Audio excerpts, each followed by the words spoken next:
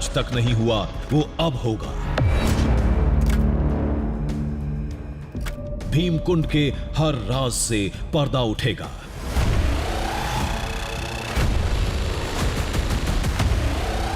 कुंड में पानी कहां से आता है, कहां जाता है, कितनी गहराई है,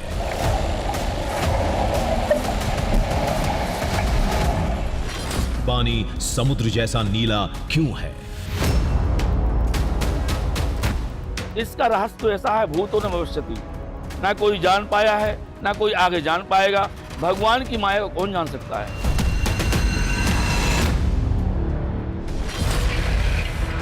आज भीमकुंड का वो हिस्सा सामने आएगा जिसे अभी तक किसी ने नहीं देखा।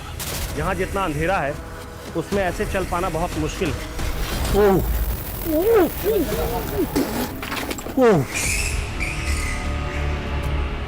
वो सच सामने आएगा जिसे अभी तक किसी ने नहीं सोचा। वो हर पहेली सुलझेगी जिसने अभी तक सबको उलझा रखा था।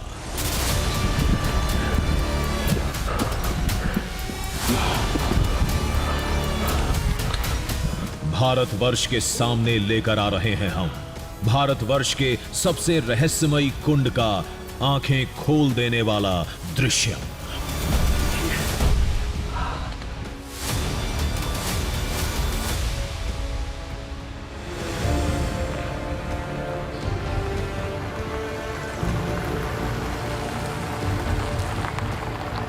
एक नए दृश्यम को अपने कैमरे में कैद करने के लिए फिर से हमारी टीम निकल पड़ी और इस वक्त हमारा कारवां गुजर रहा है मध्य प्रदेश के छतरपुर की सड़कों से और हमारी मंजिल है एक कुंड। वो साधारण कुंड नहीं है, वो ऐसा कुंड है जो सालों साल से इंसान और विज्ञान दोनों को एक साथ उलझा रखा है। अगर आपको अभी भी यकीन नहीं होता है तो आप आज दृश्यम में हमारे साथ बने रहिए और आप जैसे ही उस कुंड का नाम सुनेंगे, यकीन मानिए आप जान जाएंगे कि आज का दृश्य कितना रोचक होने वाला है।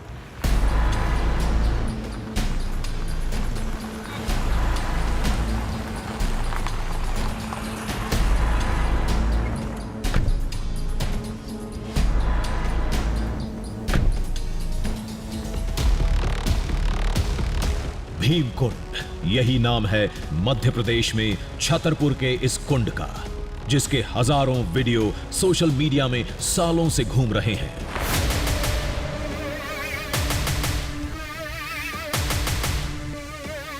जिसकी चर्चा इंटरनेट से लेकर लोगों की जुबान पर सदियों से है।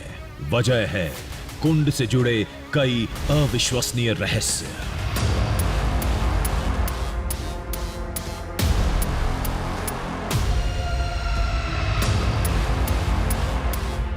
भीमकुंड के मुख्य द्वार से जो अंधेरा दिखता है, कहते हैं कि उसी अंधेरे में बहुत सारी कहानियां छिपी है, बहुत सारे रहस्य छिपे हैं। वो रहस्य क्या है और रहस्य के ऊपर से पर्दा कैसे हटेगा, ये आज हम दृश्यम में देखने वाले हैं।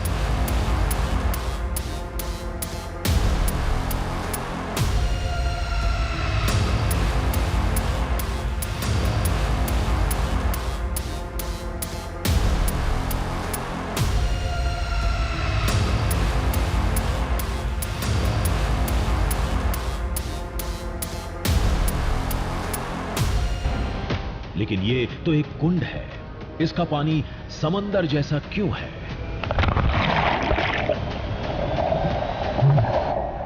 भीमकुंड आने पर जो एक बात सबको चौंकाती है, जिसे देखकर हर कोई हैरान रह जाता है, मैं भी आया, मैं भी हैरान रह गया, वो है यहाँ का नीला पानी। बिल्कुल समुद्र की तरह नीला भी और साफ भी। और सबसे बड़ी बात कि जब मैं इसे ऊपर से ऐसे देख रहा हूं तो पता नहीं मेरी नजर कहां तक चली जा रही है, क्योंकि पानी बिल्कुल साफ है, बिल्कुल क्रिस्टल, बिल्कुल क्लियर। कहीं कुछ भी ऐसा नहीं है जो हमें नीचे देखने में कोई अवरोध उत्पन्न कर रहा हो। बिल्कुल क्लियर दिख रहा है और यहां से लेकर मेरी जहां तक नजर जा रही है वहां तक ये कुंड है और यहां से लेकर वहां तक बिल्कुल नीला पानी है, बिल्कुल क्लियर पानी है, साफ पानी है। पानी इतना साफ है कि कई फीट की गहराई साफ झलकती है। भीमकुंड का जल इतना साफ और नीला क्यों है? इसे लेकर कहा जाता है कि ये कहीं न कहीं समुद्र से जुड़ा है, लेकिन ये कैसे संभव है?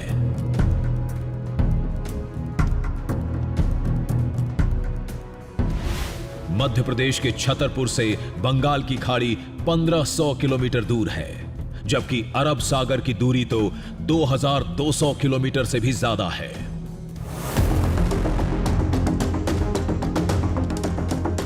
नीले पानी से भी गहरा है कुंड की गहराई का रहस्य।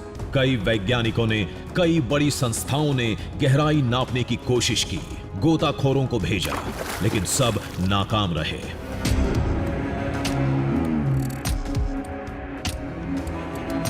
अब सवाल यह खड़ा होता है कि जो काम बड़े से बड़े वैज्ञानिक नहीं कर पाए, वो हम कैसे करेंगे?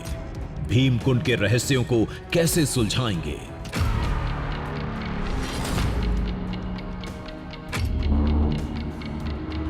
रहस्य हम ही सुलझाएंगे। इस काम में हमारी मदद करेंगे एक भूवैज्ञानिक जो पिछले 12 सालों से भीमकुंड पर रिसर्च कर रहे हैं। कहते हैं उनके हाथ कुछ ऐसे सुराग लगे हैं जो इस कुंड की पहेलियों को चुटकी में सुलझा सकते हैं।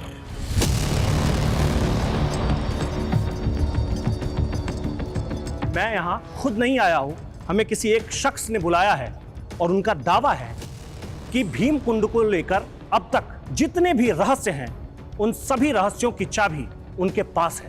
वो चाबी क्या है? आगे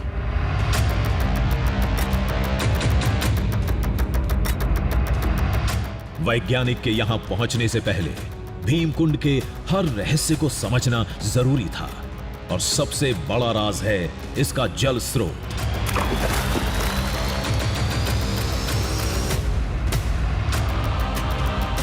ये कहां से आता है, कहां जाता है, कोई नहीं जानता।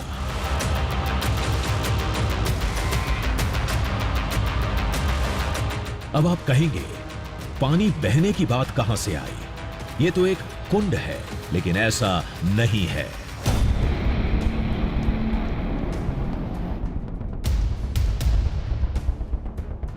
यहां पर गोताखोर आए, जर्मनी की टीम आई, उन्होंने इसमें गोताखोरी की, बहुत गहराई तक गए। बताते हैं उन्होंने एक पुस्तक भी भेजी थी, इंग्लिश में थी, पता नहीं कहाँ गई वो पुस्तक। उसमें 300 मीटर तक की गहराई तक गए वो, और 300 मीटर की गहराई के जाने के बाद में, और वहाँ पर वो वाटरप्रूफ कैमरा ले जाते थे, वाटरप्रूफ डायरी ले जाते थे, कुछ लिख करके लाते थे, और ले जाने के बाद में उन्होंने, हम लोगों ने पूछा क्या हुआ, तो उन्होंने बताया महाराज जी नीचे पानी का बहुत बहाव है, और हमारी 300 मीटर जाने के बाद हिम्मत नहीं पड़ी है, बहुत गहरा है पानी, बहुत गहरा है।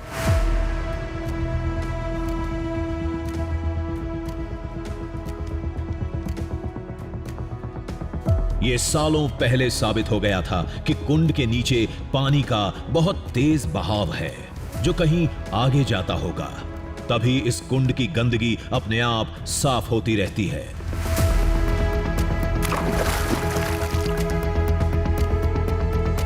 हजारों लोग आते हैं, इसमें नहाते हैं, स्नान करते हैं। मेला लगता है मकर संक्रांति में 14 जनवरी को। उस समय ज़्यादा नहीं तो कम से कम लाखों लोग आते होंगे नहाने के लिए। साबुन भी लगाते हैं, शैम्पू भी लगाते हैं, लेकिन थोड़ी देर के लिए आधा घंटे बाद देखेंगे आप पानी जो खत्म साफ हो जाता है। तो पानी की यह विशेषता है कि पानी बह रहा है नीचे नीचे, अगर बहता नहीं तो ये पानी गंदा हो जाता है।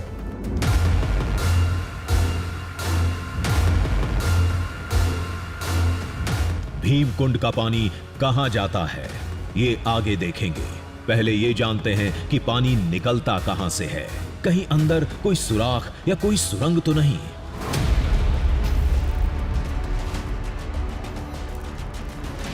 इसका पता लगाने के लिए एक ही रास्ता था, हम एक कैमरा कुंड की गहराई में भेजें।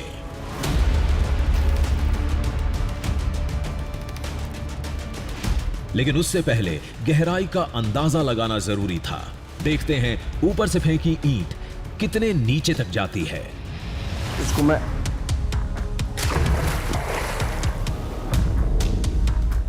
ये रस्सी चली जा रही है और ईंट एकदम ऐसा लग रहा है जैसे कुंड के ठीक बीच में मैंने इसको फेंका था और अब ये चला जा रहा है।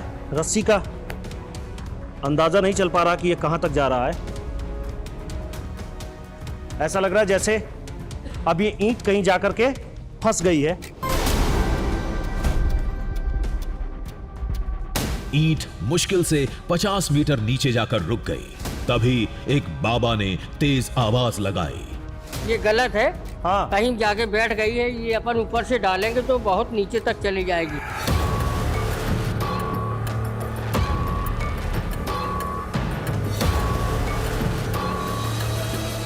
बाबा के मुताबिक ईंट अगर ऊपर से फेंकी जाए तो कुंड की गहराई का एक अंदाजा लगा सकते हैं। यह थोड़ा खतरनाक था, लेकिन पड़ताल के लिए जरूरी था।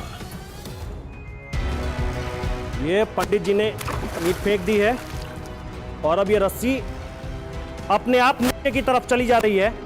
नीला पानी है, लाल रस्सी है और देखिए कितनी तेजी से रस्सी अंदर की तरफ चली जा रही है। मुझे लग रहा है पंडित जी रस्सी को और खोलना होगा।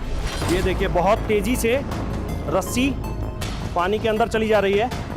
रस्सी तेजी से अंदर जा रही थी, करीब 150 फीट गहराई तक गई। उसके बाद रफ्तार पर ब्रेक लग गया। ये पंडित जी कितना अंदर गए ये जाकर के मुझे लग रहा है कि ईंट अब कहीं फंस गई है। मतलब हम ज्यादा से ज्यादा 150 फीट गहराई तक कैमरा भेज सकते हैं, लेकिन रस्सी के सहारे यह मुश्किल होगा। हमें एक ऐसा गोताखोर चाहिए था जो कैमरा अपने साथ लेकर अंदर जा सके। पंडित जी सही इसकी गहराई का अंदाजा कैसे पता चलेगा? सही इसलिए पड़ेगा कि एक हमारे यहाँ गोताखोर है। हाँ। और रवि नाम का एक लड़का है। हाँ। यहाँ बाजना गांव का। तो वो आता है तो उसको अपन बुलवा करके और कम से कम 100-200 फुट नीचे तक वो 200 फीट नीचे जाता है? 200 फुट नीचे जाता है। वहाँ से सिक्का या मोबाइल किसी का गिर जाता है तो वो भी निकाल लाता है। और जंजीरें में से किसी के तैरने में उचक जाती हैं तो वे भी मिल जाती हैं। और सिक्के वगैरह 10। वो इससे पहले जा चुका है 200 फीट तक? जा चुका है। तो आप उसे बुलवा देंगे? जी उसको बुलवा देंगे तो फिर कैमरा लेके वो कैद कर लाएगा पूरा।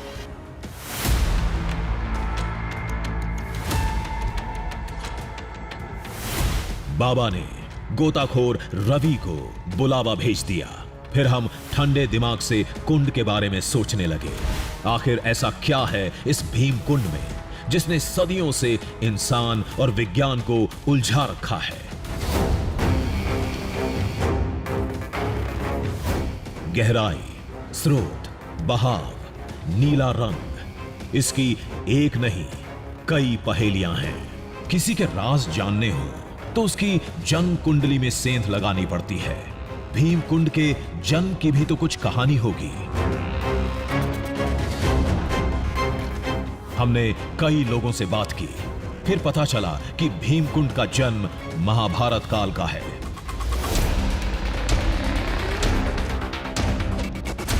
जब पांडव अज्ञातवास के दौरान यहां पहुंचे थे, तब द्रौपदी को प्यास लगी। द्रौपदी को यहाँ प्यास लगी हुई थी। द्रौपदी ने भीम से कहा कि हमको प्यास लगी हुई है, यहाँ जंगल भैयाबान जंगल था, कहीं भी भटकते रहे लेकिन उनको पानी नहीं मिला। भीम ने नकुल जी से पूछा कि नकुल जी भैया आप बताइए कि आखिर कितनी गहराई पर पानी है और कहाँ किस जगह पानी है। नकुल जी ने देख करके बताया कि भैया इस जगह पानी है लेकिन बहुत अथाह गहराई पर है। में 15,000 हाथी की ताकत है। सोने मुद्द का लेते सो वो मादा इते इस जगह पर उनने वो मुद्द का जैसे ही मारा तो सीधा वो पाताल लोक को चला गया। मुद्द का पाताल लोक का है यहाँ का जल, इसलिए वह नीला दिखलाई देता है।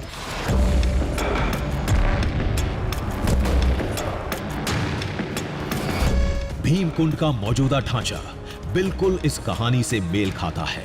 कुंड पहाड़ की एक खोह में है जिसका ऊपरी हिस्सा फूटा हुआ था, जैसे किसी ने जोरदार वार करके तोड़ा हो।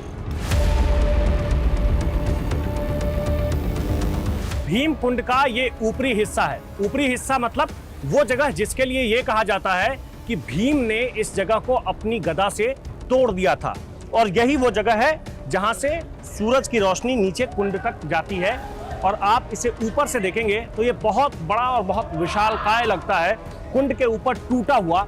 और इसके ऊपर जो चट्टान है, जो पत्थर रखे हुए हैं, उसकी भी आकृति बहुत ही अजीब सी है। लेकिन इसकी पौराणिक मान्यता यही है कि इसे भीम ने अपनी गदा से तोड़ दिया था और फिर जब पांडव यहाँ से गुजर रहे थे तो उन्होंने इस कुंड से पानी निकालकर अपनी प्यास बुझाई थी।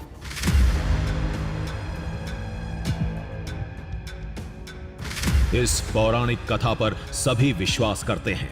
रही बात नीले पानी की, तो लोग इसे भगवान विष्णु से जोड़ते हैं, जिसके मुताबिक ये कुंड कुछ और नहीं, क्षीर सागर का एक हिस्सा है। जब गदा का प्रहार किया तो पाताल टूट गया, भगवान नारायण जल के रूप में प्रकट हुए। तो जल तो प्रकट हो गया, अर्जुन ने बाण का प्रहार किया तो रास्ता हो गई। और जब वहां गए, देखा, आप भी जाते हैं देखते हैं, तो यहाँ का जल नीला रहता है, क्योंकि भगवान नारायण ही साक्षात जल के रूप में यहाँ पर प्रकट हुए।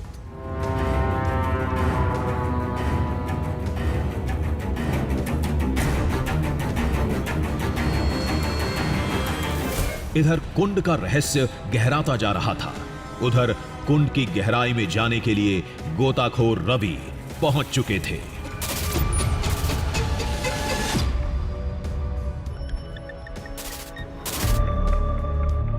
जो अब कैमरा लेकर कुंड की गहराई में जाएंगे। देखते हैं अंदर क्या दिखता है।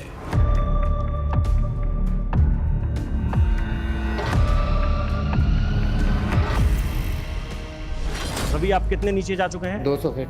200 फीट तक आप जा चुके हैं। सुरक्षा के लिहाज से करीब मैं कुछ रस्सी को रवि के शरीर में बांध देता हूं। ये इसलिए बांध देता हूं ताकि सुरक्षा के लिहाज से भी ठीक रहेगा और इससे ये भी अंदाजा चलेगा, ये भी पता लगेगा कि रवि कितने नीचे तक जा रहे हैं।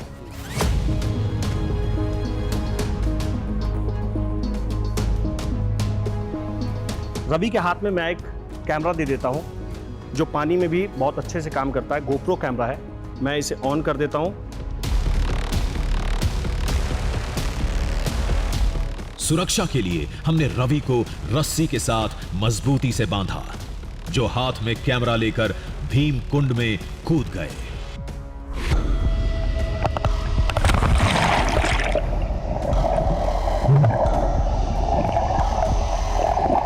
गोताखोर तेजी से गहराई की तरफ बढ़ रहा था।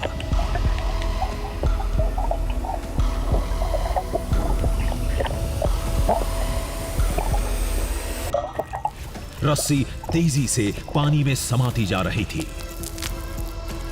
काफी तेजी से फिर चली जा रही है, ऐसे जा रही है धीरे धीरे करके। रवि हमें अभी दिखाई नहीं पड़ रहे हैं, लेकिन ये रस्सी काफी तेजी से नीचे चला जा रहा है।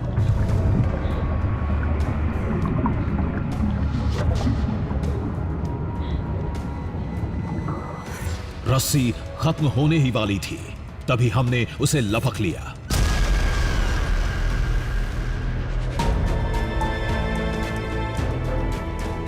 फिर रस्सी खींचकर रवि को बाहर निकलने का इशारा कर दिया।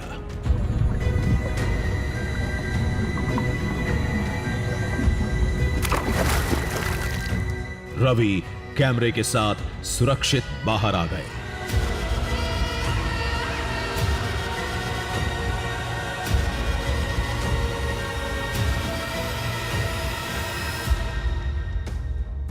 आप कहां तक गए थे? 200 फीट। कहां तक? 200 फीट। 200 फीट। हाँ जी। इससे पहले आप कहां तक गए थे? 200 फीट पहले भी जाते थे। तो जिस जगह तक आप पहले गए थे वहीं तक आप गए थे? हाँ जी, पहले वही तो गए। इस बार कुछ दिखा आपको? ऐसा कुछ लगा कि कहीं कुछ अंदाजा लग पाया आपको? कुछ भी नहीं है। कुछ भी नहीं है, कुछ अंदाजा नहीं लग पाया। नहीं सर।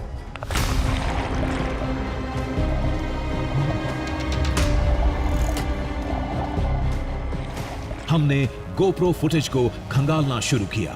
छलांग लगाने के बाद नीचे की चट्टानें दिखीं।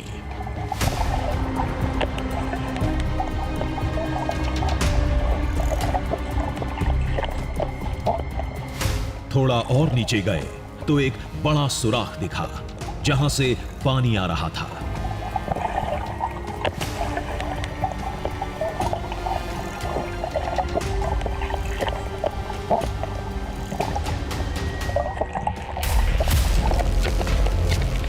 सुराख से पानी बहुत तेज निकल रहा था। इसके अंदर जाना मुश्किल था।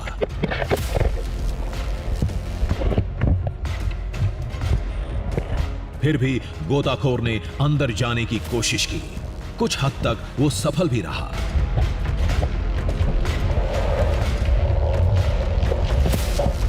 सुराख के अंदर घुप अंधकार था।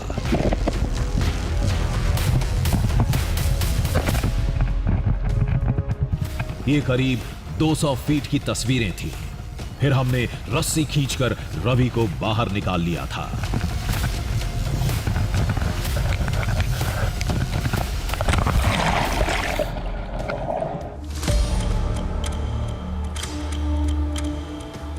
मतलब साफ है, जहां तक धूप की रोशनी पहुंचती है वहां तक कुंड के अंदर का नजारा दिखता है। रोशनी खत्म तो नजारा खत्म। सुराख के अंदर जाकर कुछ पता लगाना फिलहाल तो नामुमकिन था।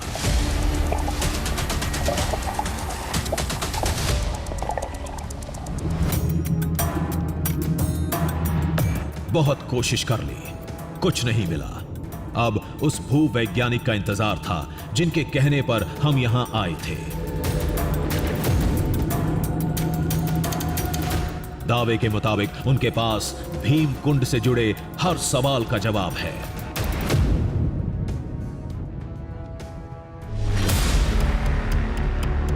तभी वो कुंड की तरफ आते हुए दिखाई दिए। इनका नाम है डॉक्टर सुभाष सिंह। ये जियो साइंटिस्ट हैं। ग्राउंड वाटर रिसर्च में 36 साल का अनुभव है। पिछले 12 सालों से ये भीम कुंड को लेकर खोज कर रहे हैं। मिलते ही हमने पहला सवाल दागा। इसके पानी ब्लू दिखने का जो कारण है वो कारण क्या है? देखिए, पानी का ब्लू दिखने का जो कारण है, ये तो काफ़ी क्लीन वाटर है। और जो ये ऊपर आप देख रहे हैं, ये जो सन की रेज है, इसका रिफ्लेक्शन की वजह से ये काफ़ी क्लीन वाटर में होने की वजह से और काफ़ी डीप होने की वजह से इसका जो कलर है वो ब्लू दिखता है। वो हमेशा से, अगर ये स्टेगनेटेड, अगर फ्लोइंग वाटर नहीं होता, स्टेगनेटेड वाटर होता, तो इसमें काफ़ी गंदगी और सब कुछ हो जाता। लेकिन चूंकि ये फ्लोइंग वाटर है, इसलिए इसका कलर सन रेज की वजह से, डीप की वजह से ये इसका ब्लू दिखता है।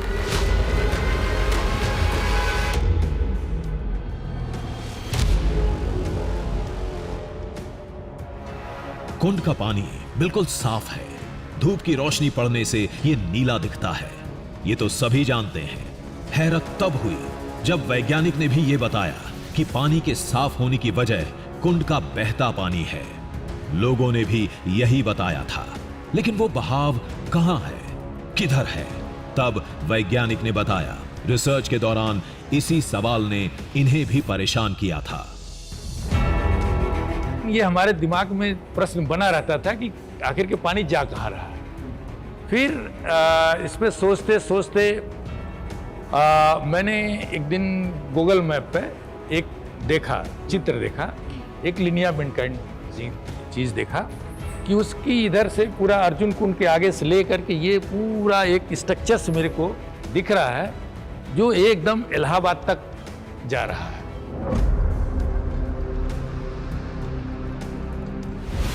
डॉक्टर सुभाष इसी लिनियामेंट की बात कर रहे थे जो छतरपुर के भीम कुंड, अर्जुन कुंड, पाताल गंगा से होकर पन्ना की पांडव गुफा और चित्रकूट की गुप्त गोदावरी होते हुए उत्तर प्रदेश के प्रयागराज के संगम तक जाती है।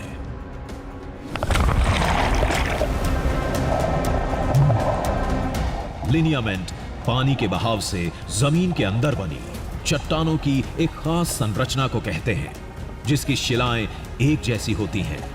मतलब यह है कि भीम कुंड से लेकर प्रयागराज के संगम तक जमीन के नीचे पानी का एक प्रवाह है। इसके बाद जियो साइंटिस्ट ने जो कहा उसे सुनकर हम सिर से पांव तक हिल गए। सारा कुछ स्टडी करने के बाद एक हाइपोथेसिस ड्रा करी कि ये जो पानी है, ये जो भीम कुंड, अर्जुन कुंड और पाताल गंगा, भीम पांडव के और ये गुप्त गोदावरी, ये सब का कनेक्शन एक ही है ये सरस्वती रिवर है और उसी चीज को मैं सपोर्ट करता हूँ।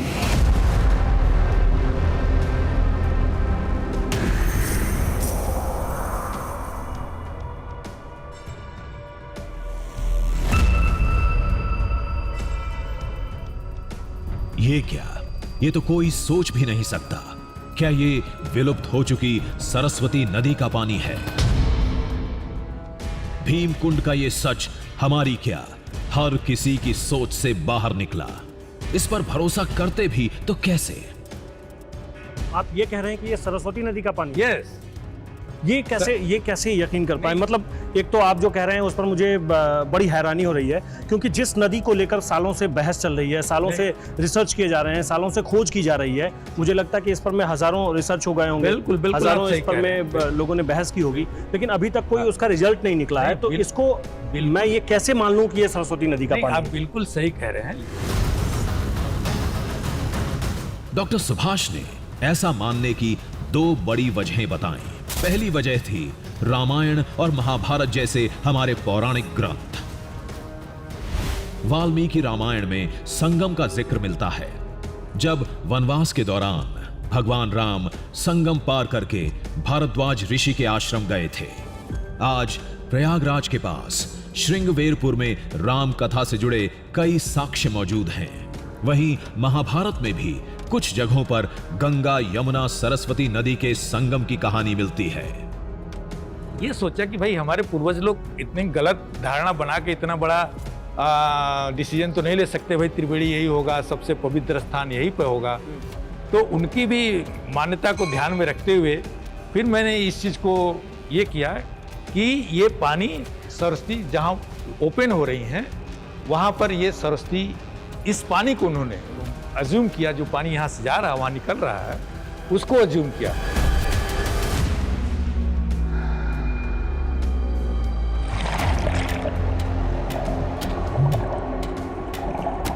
भीमकुंड सरस्वती नदी का एक हिस्सा है। इस सोच के पीछे दूसरी सबसे बड़ी वजह है, यहां से लेकर संगम तक हर जल स्रोत की समुद्र तल से ऊंचाई जो बिल्कुल वैसी ही है जैसी एक नदी की होती है, जिससे पानी के बहाव की दिशा तय होती है।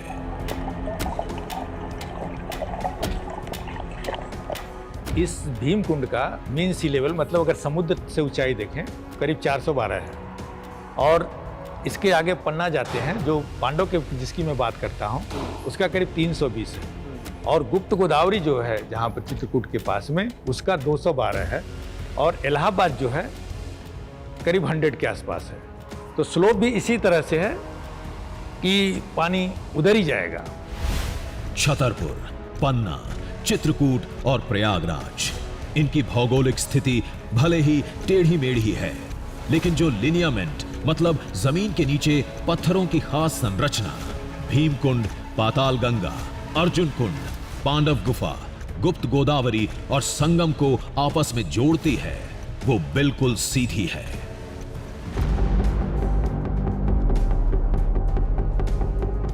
इसका मतलब यह हुआ कि पाताल गंगा और अर्जुन कुंड भीमकुंड का हिस्सा है। अगर ऐसा है तो इनके बीच कुछ बातें कॉमन होनी चाहिए, लेकिन वो फैक्टर क्या हो सकता है? कहीं ये नीला पानी तो नहीं?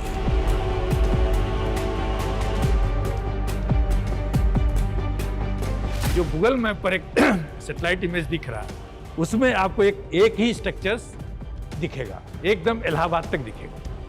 ये यहाँ से लेकर इलाहाबाद तक एक यही कलर टेक्सचर एक ही मिलेगा, जबकि उसके अगल बगल दूसरे कलर टेक्सचर मिलेंगे। लेकिन ये एकदम ये तो क्या अर्जुन कुंड जो है वहां भी पानी नीला है? बिल्कुल आप देखेंगे अर्जुन कुंड, तो मैं तो चाहूंगा कि आप अर्जुन कुंड भी देखें।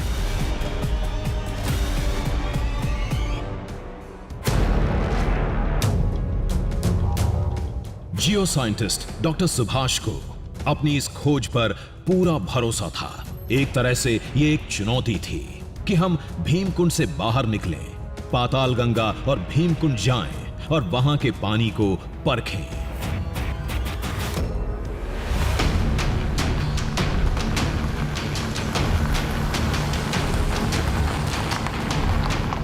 पाताल गंगा भीमकुंड से 14 किलोमीटर दूर है, जो जमीन से करीब 500 फीट नीचे है।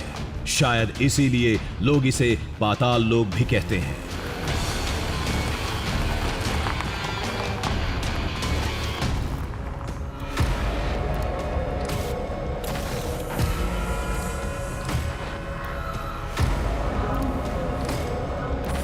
पाताल लोक का रास्ता यहीं से शुरू होता है। बहुत छोटी सी जगह है, चारों तरफ, जैसा कि मैंने पहले भी बताया कि चारों तरफ जंगल है, खेत हैं, बंजर खेत, और उसके बीच ये छोटा सा रास्ता है।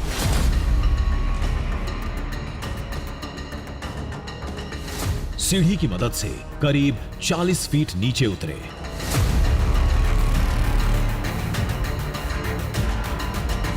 फिर शुरू हुआ पाताल गंगा खोजने का सिलसिला।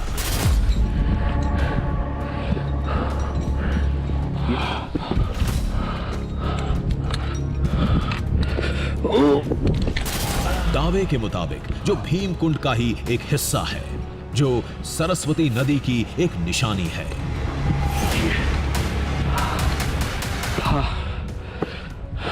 पाताल लोक तक जाने का जो रास्ता है उसकी बनावट ऐसी है जैसे पानी की वजह से जो कटाव होता है पहाड़ों के बीच में या चट्टान कट जाते हैं, बिल्कुल वैसा ही लगता है।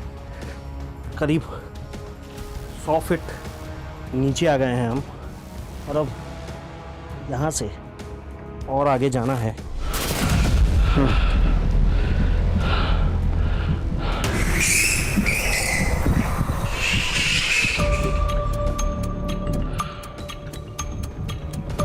100 फीट नीचे पहुंच चुके थे, अभी और गहराई में जाना था।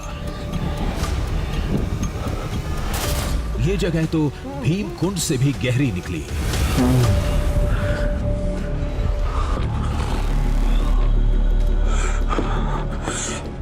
करीब 1 घंटे बाद हम 400 फीट से भी ज्यादा गहराई में थे।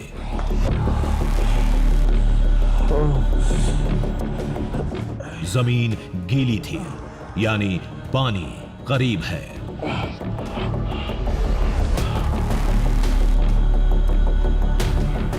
ज़मीन से करीब 450 फीट नीचे आने के बाद यहाँ सबसे ज़्यादा परेशानी इस बात की है कि मिट्टी बहुत गीली है, क्योंकि ऊपर से जगह जगह पानी टपकता है, जिसके कारण यहाँ फिसलन बहुत है। थोड़ा और आगे बढ़े तो पाताल गंगा की पहली झलक मिली। इसका पानी भी एकदम साफ था, बिल्कुल भीमकुंड की तरह।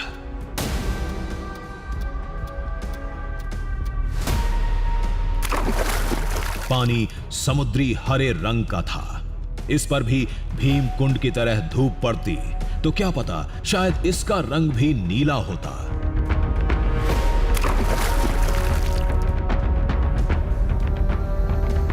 हम घंटों पानी निहारते रहे, फिर कुंड में उतर गए।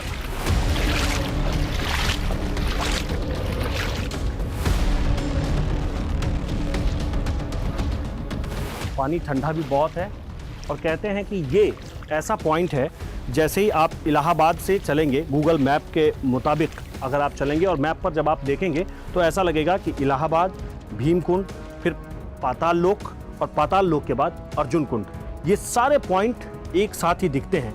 इसीलिए ऐसा कहा जाता है कि ये सब सरस्वती नदी का हिस्सा है, क्योंकि यहाँ पानी का जो सोर्स है, पानी इतना साफ कैसे रहता है, पानी कहाँ से आता है, पानी कहाँ जाता है, ये ठहरा हुआ पानी हमेशा ऐसे ही रहता है, इसमें वाटर लेवल कैसे बढ़ता है, इसका अंदाज़ा किसी को नहीं है। वैज्ञानिक की बात काफी हद तक सही जान पड़ रही थी। अगर गहराई से रिसर्च की जाए तो ये कुंड भी भीमकुंड से जुड़ा हो सकता है।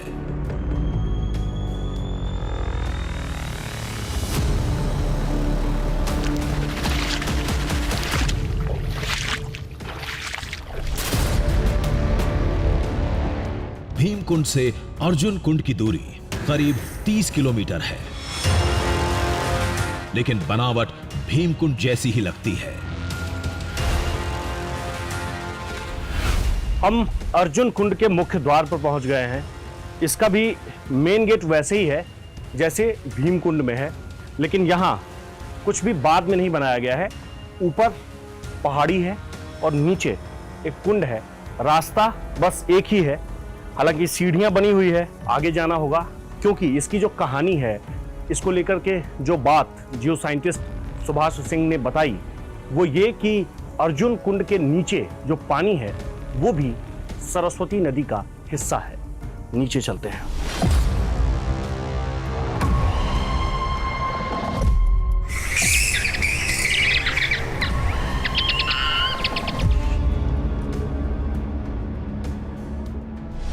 अर्जुन कुंड की पहली झलक ने ही हमें भौंचक्का कर दिया।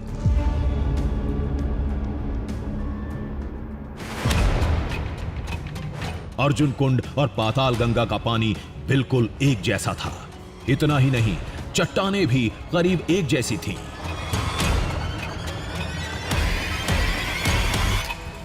अर्जुन कुंड को लेकर भी यही मान्यता है कि पांडव जब इस इलाके से गुजर रहे थे, वो जिस रूट से चले जा रहे थे उसी रूट में ये जगह पड़ा और फिर यहीं पर अर्जुन ने अपनी बाण से इस कुंड का निर्माण किया था, इसीलिए इसे अर्जुन कुंड कहते हैं।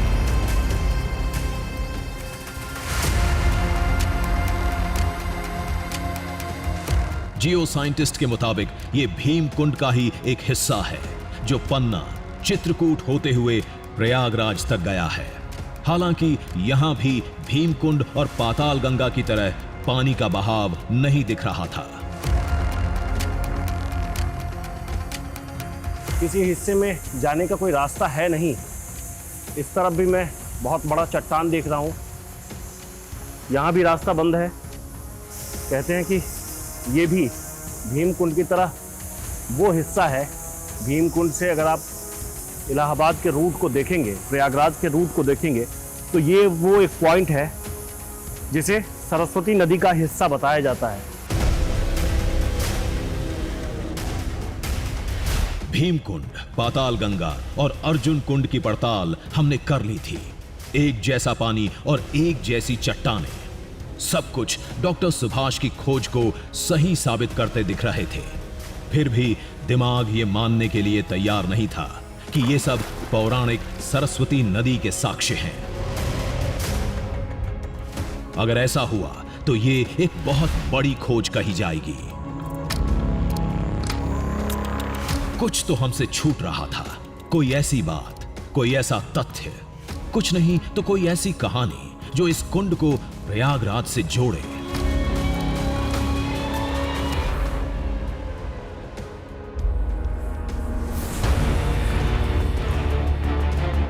भीम कुंड के पास हमें कुछ लोग मिले जो पिछले कई सालों से यहां हैं। इन लोगों ने जो बताया उसने वैज्ञानिक की थ्योरी को करीब करीब सही साबित कर दिया। तो आज से लगभग जो है 70 वर्ष पहले यहाँ पे महात्मा जी रहते थे, स्वामी जी कुंडी में रहते थे। 24 घंटे बाहर नहीं निकलते थे, भोजन भी नहीं करते थे, वहीं साधना भजन करते थे। तो उन्होंने मतलब ऐसे एक डंडा जो है डाला, उसमें अपनी पहचान वगैरह लिख के यहाँ से अपना जो है तो डाला यहाँ से सीधे, तो वो जाके इलाहाबाद जो है जमुना जी में वहाँ किला में जाके जो है वहाँ पे उनको दिखाई दिया। यहाँ से वो जाके देखने भी गए थे वहाँ पे कि कहाँ निकलता है आगे जाके, तो वहाँ यहाँ उन्होंने डाल दिया जी। तो यहाँ से वहाँ जाके उन्होंने देखा जमुना जी में इलाहाबाद में, तो वहाँ उनको वो डंडा देखा।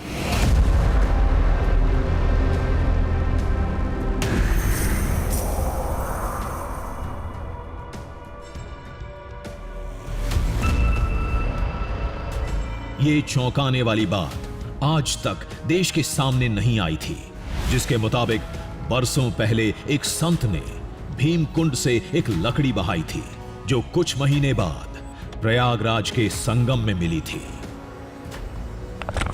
तो क्या वाकई जमीन के नीचे पानी के बहाव का कोई रास्ता मौजूद है जो छतरपुर के भीम कुंड को प्रयागराज के संगम से जोड़ता है? उनने वो लठी इसमें से डाली थी और जो है कि प्रयागराज में निकली थी। जिस समय वो पहुंचे वो प्रयागराज में, हाँ, वो प्रयागराज में निकला था। तो बताते कि इसका कॉन्टेक्ट सीधा प्रयागराज से है। ये कितने दिन पहले की बात हुई? कितने ये साल लगभग पहले की? 60 साल से पुरानी बात है, 60-70 साल से पहले। भीम कुंड का सच ऐसे सामने आएगा हमने ये कभी नहीं सोचा था। इन तथ्यों ने पूरी कहानी ही पलट कर रख दी थी।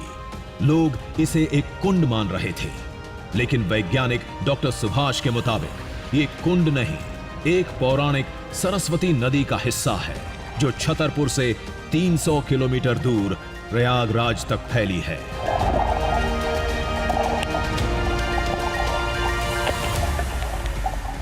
भीमकुंड पौराणिक सरस्वती नदी का एक अवशेष है। यह डॉक्टर सुभाष का निष्कर्ष नहीं, एक वैज्ञानिक अनुमान है जिसका कुछ तथ्य साथ देते हैं।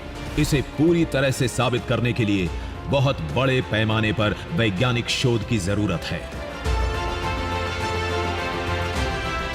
मध्य प्रदेश के भीमकुंड का प्रवाह प्रयागराज तक है।